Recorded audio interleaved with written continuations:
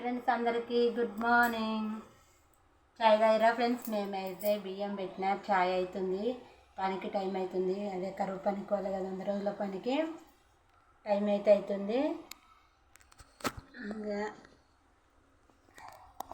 ఇక చాయ్ అయితే పెట్టిన, అన్నం అయితే పెట్టిన.